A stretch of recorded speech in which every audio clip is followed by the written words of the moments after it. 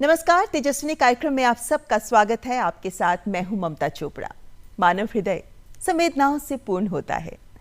कभी किसी का दर्द हमारा दिल कचोटता है, कभी किसी के आंसू हमें कुछ करने के लिए विवश करते हैं, और कभी एक सोच हमारे जीवन की दिशा को कुछ इस तरह निर्धारित कर देती है कि मानव कल्याण हमारे जीवन का ध्येय मंत्र बन जाता है। हमारी आज की तेजस्विनी का जीवन कुछ इन्हीं शब्दों से परिभाषित होता है, जिन्होंने बेहद युवा उम्र में ही वैराग्य का रास्ता चुना और आध्यात्म, हिंदुत्व के प्रचार प्रसार और धर्मोपदेश के साथ साथ बेसहारा महिलाओं और बच्चों के प्रति ही अपना पूरा जीवन समर्पित कर दिया। हमारी आज की तेजस्विनी है साध्वी रितंभरा। बहुआयामी व्यक्तित्व की धनी साध्वी रितंभरा जी एक साध्वी धार्मिक कथावाचक हैं, जो एक जीवंत वक्ता के रूप में जानी जाती हैं। एक प्रसिद्ध आध्यात्मिक गुरु, भारतीय संस्कृति और हिंदुत्व के उपदेशक और समाज सेवी, साध्वी जी वात्सल्य से परिपूर्ण स्त्री हृदय रखती हैं।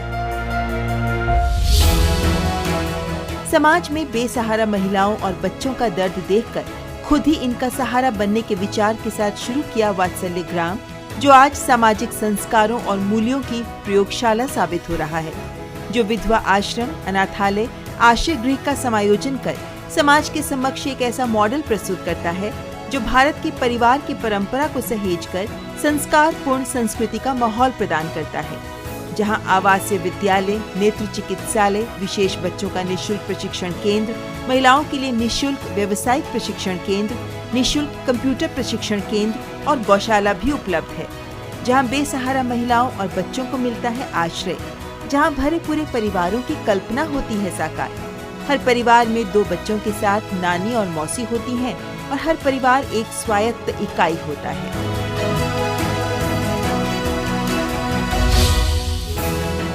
देश के विभिन्न राज्यों में इस तरह के कई समाज सेवा केंद्र साध्वी जी के द्वारा चलाए जा रहे हैं। आवासीय विद्यालय में पाठ्यक्रम के साथ आध्यात्म, नैतिकता पर भी जोर दिया जाता है। आध्यात्म, हिंदुत्व और धर्मोपदेश के जरिए समाज और देश की बेहतरी के लिए प्रयासरत दीदी माँ के नाम से ख्यात साध्वी रितंभरा जी हैं हमारी आज की तेजस्विनी। साध्वी जी, बहुत बहुत स्वागत है आपका हमारे इस कार्यक्रम में। धन्यवाद जी। साध्वी जी, आपका जीवन धर्म और समाज सेवा के प्रति समर्पित रहा है, लेकिन हम आप ही से जानना चाहेंगे कि आपके साध्वी जीवन का क्या है आधार, क्या है दर्शन? किसी भी साध्वी या साधु के जीवन का आधार उसका वैराग्य होता है। सत असत के विवेचन के लिए एक जिज्ञासु चित्त होता है, और जो जीवन का परम उद्देश्य है उसे प्राप्त करने के चित्त में उत्कट मुमुक्षा होती है। वही हमारे भी जीवन का आधार रहा, क्योंकि कुछ इस तरह की परिस्थितियां हुई जिसके कारण मन में ये विचार चलने लगा कि सुखी कौन है, आनंदित कौन है, जीवन का सार क्या है, जगत में आने का उद्देश्य क्या हो सकता है, जीवन का अर्थ क्या है। और मान लो कोई अर्थ भी ना हो तो फिर जीवन उत्सव कैसे बन सकता है। इन सारे प्रश्नों की ऊब चुभ ने उत्तर देने के लिए स्वयं को प्रस्तुत कर दिया, क्योंकि कुछ चीजें ऐसी होती हैं जिसको स्वयं अनुभव किया जाता है, और अनुभव करने के लिए फिर गैरिक वस्त्र धारण करके उस आग में से गुजरना होगा, जिसे तप की आग बोलते हैं जी। लेकिन साध्वी जी, आपने तो बहुत युवा उम्र में ही वैराग्य का रास्ता चुना। मतलब मात्र 16 साल की उम्र थी आपकी जब आपको लगा कि आपको सब कुछ त्यागना है। लेकिन वो तो उम्र ऐसी होती है ना, जब आंखों में अनेक सपने होते हैं, जब आकांक्षाएं हिलोरें ले रही होती हैं। ऐसे में आपके जीवन में ऐसा क्या हुआ, या आपका बचपन ऐसा क्या रहा उसमें कि आपको सब कुछ त्याग कर वैराग्य का ही मार्ग सही लगा? जी ममता, आप ठीक कह रहे हैं कि वो उम्र जो है इस तरह की होती है जिसमें व्यक्ति स्वयं के सुख के सपनों की कल्पना करता है। लेकिन जिन्होंने वो सपने लिए होते हैं, जब उनके सपने टूटते व्यक्ति देखता है तो प्रश्न तो मन में खड़ा होता ही है। हम भी उस ऐसे ही दौर से गुजरे कि हमने देखा, मृत्यु को पास से देखा, अपनों के लिए अपनों को तड़पते बिलखते देखा, बहुत सारे वैभवों के बीच में भी लोगों को हताशा में देखा। वो सारी चीजें ऐसी रही। किसी रूपवान को देखा लेकिन कंगाल देखा, पर किसी ऐसे संपन्न व्यक्ति को देखा जो आंतरिक रूप से दरिद्र था। इन सारे प्रश्नों का उत्तर क्या हो सकता है, ये कुछ समझ आया नहीं। और उस बहती धार को एक दिशा मिल गई। हम तो दोराहे पे जन्मे थे, दोराहे पे खड़े थे, लेकिन एक रास्ता मिल गया इस दृष्टि से कि उसे जानना है, जिसको जानने के बाद लोग सुखी हो जाते हैं। मेरे व्यक्तिगत जीवन में भी कुछ इस तरह हुआ। जिनके साथ मुझे बहुत अटैचमेंट थी वो मेरे भाई थे, उनका अकस्मात निधन हुआ और बड़े बेदर्दी से हुआ, बड़े रहस्यमय ढंग से हुआ। वो बहुत सारी ऐसी घटनाएं थी जो मेरे बाल मन में ही ये इस तरह के प्रश्न खड़े कर गई। और फिर नियति ने मुझे वहां से धक्का दे दिया और मैं उस दोराहे से चल दी। मुझे नहीं पता कि मंजिल कौन सी होगी, रास्ता कौन सा होगा, लेकिन नियति के हाथों में मैं समर्पित हो गई और उस नियति ने मुझे हरिद्वार के गंगा के तट पे पहुंचा दिया। बहुत कुछ ऐसा होता है जो आपके हाथ में नहीं होता। बिल्कुल। आप ना विधि है ना विधाता है, लेकिन जो विधि और विधाता के द्वारा निश्चित होता है, जब आप उसको समर्पित हो जाते हैं तो आप खिल जाते हैं। ऐसा ही कुछ हुआ। जी साध्वी जी, आपका व्यक्तित्व एक बहुत मजबूत व्यक्तित्व है, लेकिन साथ ही साथ आप एक करुणापूर्ण हृदय भी रखती हैं और इसीलिए आपने वात्सल्य ग्राम की स्थापना की। इस संकल्पना के पीछे क्या विचार रहा, कैसे हुआ इस संकल्पना का जन्म? मैं श्री राम जन्मभूमि के आंदोलन में थी ममता जी, और इस बीच पूरे देश के अंदर प्रवास होता था मेरा। तो मुझे अनाथ आश्रम, महिला आश्रम और वृद्धाश्रम की व्यवस्थाओं को नजदीक से देखने का मौका मिला। ये मेरे मन के अंदर जो बीज था, ये बहुत छोटी उम्र से था, क्योंकि मैं 6 वर्ष की रही होंगी जब मैं अपनी माँ के साथ वृंदावन गई थी। और वहां मैं देखती थी कि दीवार के किनारे पर नाली के ऊपर दोपहर की धूप के ताप से बचने के लिए श्वेत वस्त्रधारी महिलाओं की पंक्तियां। तो मन में सवाल उठता था कि ये श्वेत वस्त्रों में क्यों हैं और ये इतनी कड़ी धूप में दीवार से सटी हुई किस बात की प्रतीक्षा कर रही हैं। तो माँ ने कहा कि भंडारे के लिए द्वार खुलेंगे, तब तक उनको यहाँ खड़े रहना है। अच्छा। तो पर वो इतनी असहाय क्यों हैं, वो ऐसे क्यों हैं, ये बहुत सारे प्रश्न थे। हमारी माँ ने कहा कि पुत्री, तुम भगवान के दर्शन करने आई हो तो चलो मंदिर चलते हैं दर्शन करने।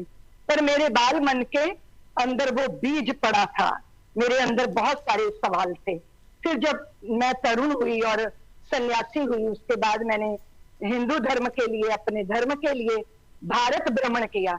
फिर मुझे बहुत सारे प्रश्न मेरे अंदर कचोटते थे। यत्र नार्यस्तु पूज्यन्ते रमन्ते तत्र देवता, ऐसे मंत्रों की रचना करने वाला भारत। अगर नारी निकेतनों में इतनी सारी स्त्रियां हैं, वृद्धाश्रमों में और अनाथाश्रमों में वत्सलता से वंचित बचपन है, तो फिर ये क्यों है? पर अगर है तो कोई वजह होगी। अगर वजह तलाशूंगी तो शायद मेरी ऊर्जा नष्ट हो जाएगी। मैं जो सोचती हूँ उसको करती हूँ। इस दृष्टि से मेरे चित्त के अंदर ये भाव आया कि जो समस्याएं हैं उसका समाधान मैं स्वयं बनूंगी, और मैंने स्वयं को इस कार्य के लिए समर्पित कर दिया। जी, और इस तरह से वात्सल्य ग्राम की आपने स्थापना कर डाली। लेकिन देखें तो साध्वी जी, बहुत सारे आश्रय स्थल या पुनर्वास केंद्र हमारे देश भर में चलते हैं। आपका ये वात्सल्य ग्राम उनसे किन मायनों में भिन्न है, क्योंकि यहाँ एक अलग विचार है जिसको आप साकार कर रही हैं? ममता जी, मुझे लगता है कि शरीर का पोषण भोजन करता है, लेकिन मन का पोषण प्रेम से होता है, वत्सलता और करुणा से होता है। व्यक्ति तो बहुत तलों पे उसका जीवन होता है। हम बौद्धिक तल पे, मानसिक तल पे, शारीरिक तल पे, भावनात्मक तल पर और आध्यात्मिक तल पर पोषण चाहते हैं। खाली रोटी कपड़ा तो भिखारियों को भी मिल जाती है। अगर भिक्षा मांगने निकलो तो भारत में तो दानदाताओं की कमी नहीं है, लेकिन उससे तो जीवन बनता नहीं है। मुझे लगा कि नारी निकेतन की माँ स्त्री को अगर नन्हे बचपन के साथ जोड़ दिया जाए तो उसकी तरुणाई की सार्थकता हो जाएगी क्योंकि उसकी ममता पोषण पा जाएगी और उसके द्वारा प्रदत्त वात्सल्य किसी बच्चे के जीवन का आधार बन जाएगा। वात्सल्य की सबसे बड़ी विशेषता एक ही है ममता जी, जिस तरह गौ माता अपने बछड़े को जन्म देती है और फिर उसको चाटना शुरू करती है, गर्भ की गंदगी चाट चाट के उसको उज्जवल कर देती है। तो हम बछड़े को वत्स बोलते हैं और गौ माता जो है उसके सारे दूषण को आत्मसात कर लेती है और उसे उजला बना देती है। मुझे भी लगा कि जो जैसा है उसे वैसा ही अपनाना चाहिए और उसे जैसा होना चाहिए वैसा बना देना चाहिए। और ये कैसे संभव होगा? ये वात्सल्य से ही सिंचित हो सकता है। तो वृद्धाश्रम, महिलाश्रम और अनाथाश्रम, इन तीनों का विकल्प वात्सल्य हो गया। वहां रिश्ते हैं, संबंध है, उनकी नोक झोंक है और उनकी थोड़ी बहुत खींचातानी भी है, लेकिन बड़े प्यारे हैं, इतने प्रबल हैं वो, क्योंकि वहां देने का भाव है, पाने की आकांक्षा नहीं। इसलिए वात्सल्य कुछ अपनी अलग अहमियत भी रखता है, अपनी एक अलग पहचान भी रखता है। तो यहाँ वात्सल्य परिवार होते हैं, उन परिवारों में ही बच्चे भी पलते हैं। लेकिन देखें तो कोविड का वक्त ऐसा वक्त रहा है साध्वी जी, जब पूरे देश में, क्या कहें दुनिया भर में ही, महिलाओं और बच्चों को भी बहुत मुश्किलों का सामना करना पड़ा। कितने ही बच्चों ने अपने माता पिता गंवा दिए। ऐसे में आपके लिए, आपकी संस्था के लिए, वात्सल्य ग्राम के लिए ये कोविड का वक्त कितना मुश्किल भरा रहा? बहुत मुश्किल था ममता। औषधियां अपना काम करती हैं, लेकिन विश्वास अपना काम करता है। और मैं धन्य हूँ ममता जी, मेरे आसपास ऐसे लोग हैं जिन्होंने उन बच्चों से या वृद्धों से भागने का प्रयत्न नहीं किया। 40 कोविड से ग्रसित लोगों की अपने हाथों से सेवा की, क्योंकि जब अकेला छोड़ दिया जाता है किसी को, तो वो भारी मानसिक दबाव में आ जाता है। जब वो अपनों के आसपास होता है, लेकिन एक अच्छी व्यवस्था, एक सुरक्षा के कवच के अंदर, तो फिर हम इससे बाहर आ जाते हैं। हम 15-20 दिन इससे जूझते रहे, लेकिन फिर हम इससे बहुत अच्छे तरीके से बाहर आए। इस बीच हमने देश के लिए जो हमारी जिम्मेदारी थी, हमने उसको भी निभाया, परम शक्तिपीठ के कार्यकर्ताओं ने। और जो लोग अकेले हो गए थे, जिनको किसी चीज की जरूरत थी, हम सहज उस व्यवस्था को, उस जिम्मेदारी को भी निभाते रहे। मैं सोचती हूँ समस्या बड़ी नहीं होती, समाधान बड़ा होता है। और समाधान व्यक्ति जब करने के लिए राजी हो, तो फिर उसके लिए चीजें आसान हो जाती हैं। जी बिल्कुल ठीक कहा आपने। और साथी जी, अगर हम देखें तो महिलाओं और बच्चों के कल्याण के लिए आप वात्सल्य ग्राम चला रही हैं, लेकिन महिलाओं की अगर मैं बात करूं तो महिलाओं के सशक्तिकरण को आप कितनी अहमियत देती हैं? उसके लिए भी क्या कुछ कदम उठाती हैं? क्योंकि मौजूदा दौर, इस वक्त की जो चुनौतियां हैं, उनमें हर महिला के हाथ में ताकत देना, आत्मनिर्भरता देना बहुत जरूरी है। मैं समझती हूँ ममता जी, शक्ति स्वरूपा है स्त्री, शक्ति देनी नहीं है। स्त्री को अपनी शक्ति पहचाननी है। किसी भी व्यक्ति को साधनों से शक्ति प्राप्त नहीं होती, शक्ति जो है संकल्पों में होती है। और जब आप अपने आंतरिक संकल्प को जागृत कर लेती हैं, तो आप स्वयं शक्ति स्वरूपा, स्वयं सिद्धा हो जाती हैं। बाहर से ताकत नहीं मिलती है, ताकत आंतरिक होती है और उसे पहचानना होता है।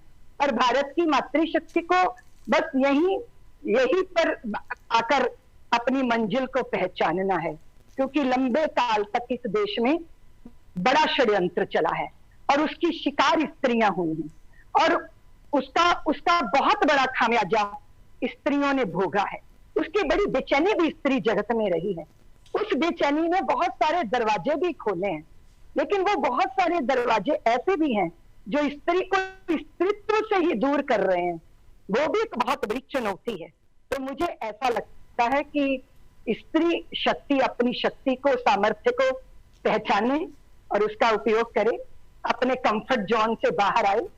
कोई भी व्यक्ति, कोई भी परिस्थिति, कोई भी स्थितियां किसी भी संकल्प सिद्ध व्यक्ति के लिए बाधा नहीं होती, बल्कि चैलेंज होती हैं, चुनौती होती हैं और हमारे जज्बे को पैदा करती हैं और हमें निखारती हैं। तो भारत की देवियों को, भारत की स्त्रियों को शक्ति बाहर से अर्जित करने की जरूरत नहीं है, वो अपनी शक्ति को पहचाने, बस इतने से ही समाधान हो जाएगा। जी, और इस शक्ति को कि वो पहचान पाए, आप उनके लिए महिला सशक्तिकरण कि कई कार्यक्रम चलाती हैं, कई ऐसी गतिविधियों का भी आयोजन करती हैं महिलाओं के लिए, ताकि वो आत्मनिर्भर भी हो जाएं और आत्म सुरक्षा के लिए भी आप उन्हें ट्रेनिंग देती हैं। इन सब बातों पर आपसे आगे भी बात करेंगे साध्वी जी, लेकिन कार्यक्रम में फिलहाल यहाँ वक्त एक ब्रेक का।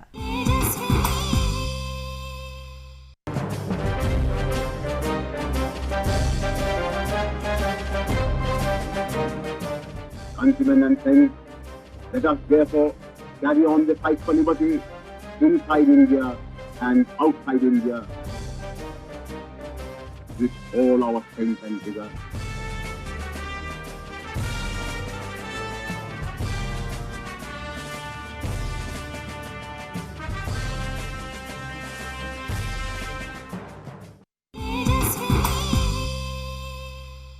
ब्रेक के बाद आपका स्वागत है। आप देख रहे हैं तेजस्विनी, जिसमें आज हमारे साथ हैं साध्वी रितंभरा। साध्वी जी, महिलाओं और बच्चों के कल्याण के साथ साथ आप बहुत सारे अन्य आयाम भी हैं जिन्हें साथ जोड़ रही हैं।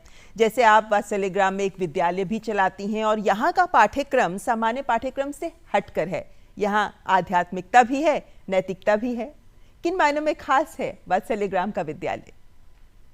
मैं समझती हूँ कि रोजी रोटी तक संबंधित जो शिक्षा होती है वो हमारी रोटी का आधार तो बनती है, पर हमारे जीवन का आधार नहीं बन पाती है। और मात्र रोटी, कपड़ा या मकान के लिए तो मनुष्य नहीं हो सकता, क्योंकि मनुष्य जो है वो पशु पक्षियों से बहुत ऊंची अवस्था रखता है। इसलिए बौद्धिक और मानसिक दृष्टि से हमारी संस्कृति और धर्म का वो प्रसाद जिससे अभी हमारी पूरे बच्चों को वंचित रखा जा रहा है, वो बिल्कुल भी शोभा नहीं देता। क्योंकि अगर आप अनपढ़ हैं तो छोटी मोटी चोरी करते हैं, जब पढ़ लिख जाते हैं तो पूरा का पूरा बैंक चुराने की प्लानिंग करने लग जाते हैं।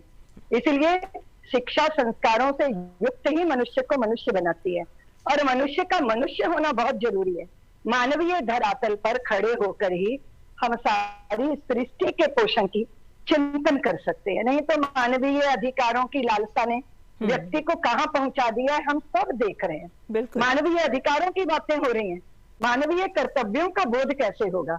तो वो कर्तव्यों का बोध जो है वो भारत का वांग्मय जो है वो हमें दृष्टि देता है। आप देखो ना, एक छोटे से मेमने के पैर में लगे हुए कांटे की वेदना को झेल नहीं पाए थे भगवान बुद्ध, आंखों से उनके अश्रुपात हुआ था।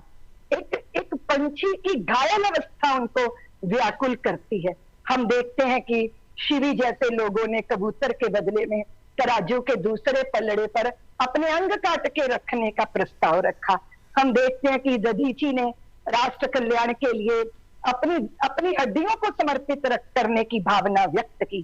तो जब इतना बड़ा, इतना सुंदर भारत का इतिहास है, भारत की अपनी एक विधा है जीने की, उसकी चर्चा तो बच्चों के बीच में होना बहुत जरूरी है। नहीं तो वो मात्र लौकिक इच्छाओं के लिए ही अपने को समर्पित कर दें, उससे ना तृप्ति मिलती है ना आनंद मिलता है। तो मुझे लगा कि शिक्षा के साथ संस्कार हो, चरित्र निर्माण की व्यवस्था हो, भारत गौरव हो, भारत भूमि की भक्ति हो, ये वातावरण बनाने का किंचित मात्र प्रयत्न कर रही हूँ। यानी संस्कार भी हो और संस्कृति भी, परंपराओं का भी निर्वहन हो, इन सब का आप ख्याल करती हैं। लेकिन साध्वी जी, देखें तो देश के कई शहरों में आपके केंद्र चलते हैं, चाहे हम उत्तर प्रदेश, राजस्थान, हिमाचल प्रदेश, तमाम अन्य राज्य जहाँ पर आपका काम फैला है, जहाँ चाहे हम प्रशिक्षण केंद्रों की बात करें या समाज सेवा केंद्रों की बात करें इत्यादि, फहरिस्त लंबी है। कैसे मैनेज करती हैं आप ये सब? मुझे लगता है ममता जी कि जब आप कोई शुभ कार्य करते हैं ना, तो सारी शुभ शक्तियां आपके पास खड़ी हो जाती हैं। और संकल्प की पवित्रता बहुत जरूरी होती है। मनसा वाचा कर्मणा, जब हम एक होते हैं, हम जो वाणी से बोल रहे हैं वही हमारा इरादा होता है, वही हमारा कर्म भी होता है। जब समाज इसे देखता है ना, तो फिर वो अपनी संपूर्ण सामर्थ्य आपके साथ खड़ी कर देता है। मुझे भी ऐसे बहुत सारे साथी मिलते हैं, जहां भी मैं जाती हूँ लोग मुझे पूछते हैं कि दीदी माँ क्या करना है, हमें आदेश करिए। तो इस तरह करके देखते देखते वो एक धारा फिर बड़ी धारा बनी, फिर विशाल भाव बनता चला गया। ऐसे बूंद बूंद यात्रा अहिर्निश चली। और मैं हमेशा सोचती हूँ कि पैरों की रवानी बनी रहे, प्रवाह बना रहे चिंतन में, तो कोई भी चीज असंभव नहीं है, मुश्किल नहीं है। लेकिन आप अपने लिए वक्त निकाल पाती हैं क्या, और अगर हाँ तो एकांत में क्या करना पसंद करती हैं?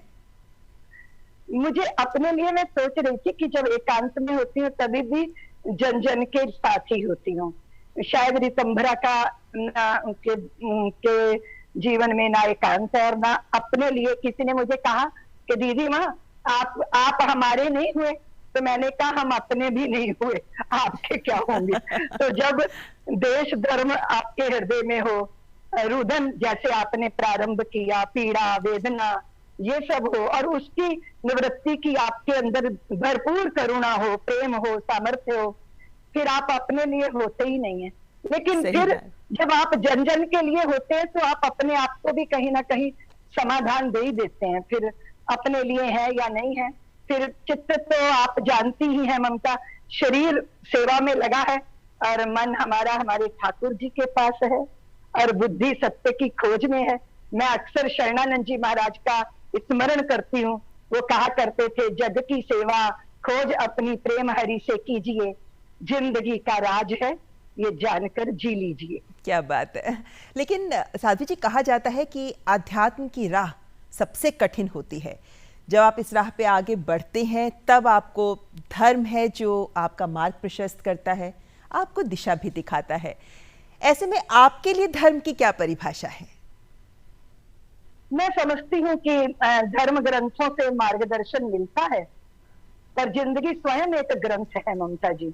अनुभव स्वयं आपको ऐसा पाठ पढ़ाते हैं, और जो चुनौतियां हैं वो बाहर की नहीं है, हमारी दुर्बलताओं की, हमारी अंतर्मन की, हमारी निरंकुश इच्छाओं की, हमारी ही ऐन्द्रिक लालसाओं की चुनौती आध्यात्मिक साधक के मार्ग में आती हैं।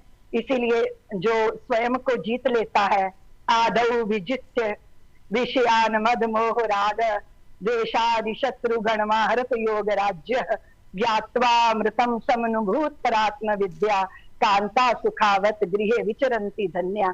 इसलिए जो अपने ही इस तरह के आवेगों को जीत लेता है वो योग साम्राज्य का सम्राट बन जाता है। इसीलिए चुनौतियां आध्यात्मिक जगत में आंतरिक होती हैं और योग सिद्ध व्यक्ति उसको फिर जीत लेता है। बिल्कुल, और इन्हीं चुनौतियों से आपने भी पार पाया और निशा से साध्वी ऋतंभरा बन गई आप। लेकिन साध्वी जी, यहाँ पर आपसे एक एक पंक्ति में कुछ सवालों के जवाब लेना चाहेंगे। जिंदगी की समस्याओं का मूल कारण क्या है? व्यक्ति का अहम और ऐन्द्रिक मृग मरीचिका। मानव जीवन का क्या लक्ष्य होना चाहिए? स्वयं को पहचानना और धन्य होना। कैसे धर्म के जरिए एक बेहतर समाज की रचना हो सकती है? चराचर में परमात्मा सत्ता का दर्शन करने वाला किसी से द्वेष नहीं करता, प्रेम ही करता है। उसके शत्रु हो सकते हैं पर वो किसी का शत्रु नहीं हो सकता। यही धर्म का सूत्र है। और साध्वी जी, सामाजिक सद्भाव कैसे संभव हो सकता है? एक ज्योत है सब दीपों में, सारे जग में नूर एक है। जिस दिन ये समझ आ जाएगा, संभाव सद्भाव आ जाएगा। सही कहा आपने। अच्छा, अगर समाज या देश को बदलने का एक मौका आपके सामने हो तो ऐसा क्या है जिसे आप बदलना चाहेंगी? मैं बदलना चाहूंगी भेदभावपूर्ण व्यवस्था। और एक सपना जिसे आप पूरा करना चाहती हैं? भारत भूमि भारत बनी रहे। साध्वी जी, जीवन में क्या लक्ष्य है जिसे हासिल करने का आप सपना रखती हैं? हासिल हो चुका है ममता जी। स्वयं को जानना ही बड़ी उपलब्धि होती है। अब जो शेष जीवन है नियति के हाथ में है और देश धर्म को समर्पित है। और कार्यक्रम के अंत में साध्वी जी, युवाओं के लिए, महिलाओं के लिए आपका क्या संदेश है जो हमारे देश का भविष्य है? स्त्री स्वयं में ही अपने लिए नहीं होती, वो प्रकृति की प्रतिनिधि है। इसलिए स्त्री का तृप्त होना, संतुष्ट होना, बौद्धिक शिखर पर विराजमान होना, हृदय में करुणा भरी होना और बुद्धि की स्थिरता होना, शरीर का परिश्रमी होना, मन का संयमी होना इसीलिए जरूरी है क्योंकि वो रचनाकार है। वो रचेगी संतानों को, उनके मानस को, भारत को बनाएगी वो, तो उसका अपना सदा होना बहुत जरूरी है। मेरा निवेदन है भारत की मातृशक्ति से कि वो सारे संसार में घूम आए तो भी भारत जैसी स्त्री का गहरापन कहीं नहीं पाएंगी। इसीलिए गंगा की उन गहराइयों को जो व्यक्तित्व में हमें प्राप्त हुई हैं, हम उनका त्याग नहीं कर सकते, लौकिक लालसाओं की बलि उसे नहीं चढ़ा सकते। इसलिए भारत की मातृशक्ति अपने को पहचाने और अतीत की मातृशक्ति की चर्चा कर रही हूं मैं, मैत्रेयी, गार्गी, उनकी चर्चा कर रही हूं जो त्रिदेवों को भी गोद में खिलाने की सामर्थ्य रखती रही हैं। इसलिए उस गरिमा, उस गौरव को जी ना पाए तो उनका चिंतन तो जरूर करना चाहिए, उसी से हमारा मार्ग प्रशस्त होता है। तो भारत की मातृशक्ति स्वयं ही नहीं तृप्त होती, वो अपनों को तृप्त करती है। और इसीलिए कहा जाता है कि अगर एक महिला को आप आगे बढ़ाते हैं तो आप समाज को, देश को भी बेहतर बनाते हैं। बहुत अच्छा लगा आपसे बात करके साध्वी जी, बहुत बहुत शुक्रिया हमसे बात करने के लिए। धन्यवाद ममता जी, नमस्कार। तो ये थे हमारे साथ साध्वी ऋतंभरा। तो अगले हफ्ते फिर हाजिर होंगे एक और तेजस्विनी के साथ। लेकिन ये एपिसोड आपको कैसा लगा, हमारे साथ अपने विचार जरूर साझा करिए। हमारा ईमेल आईडी tejaswini.ddnews@gmail.com। तो अगले हफ्ते फिर हाजिर होंगे एक और तेजस्विनी के साथ। नमस्कार।